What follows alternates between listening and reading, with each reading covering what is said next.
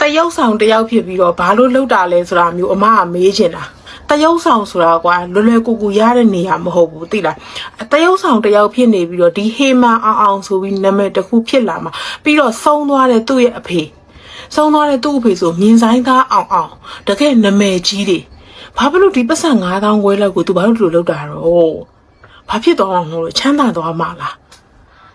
ချမ်းသာတော့မှလားအမမေးတာဟုတ်တယ်မလားအခက်ခဲဖြစ်နေသူတို့မှာအစိုးရအခက်ခဲရှိတယ်သူတို့မှာအစိုးရဟိုပါပေါ့နော်မမနိုင်မမနဲ့လေအမကလည်းသူ့ရောအမဒီရေမွေးဝယ်ပါအောင်ဒီရေမွေးကကျမရောင်းတာပါဆိုပြီးတော့လေအတင်းထိုးရောင်းတာလည်းမဟုတ်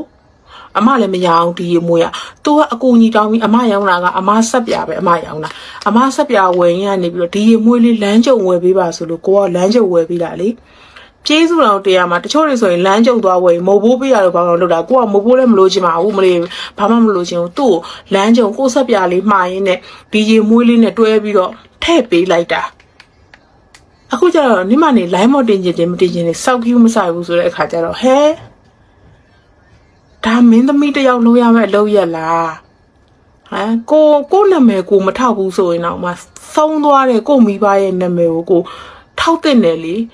အခုကျတော့ပတ်စံကိုအမကကျမဘယ်နာလာယူရမလဲအမအဲ့လိုမလုပ်နဲ့လေကျမကိုပေးနေပါပတ်စံလို့ပတ်စံလိုချင်လာယူလိုက်တဲ့ဖာစာပါလာကိုလာ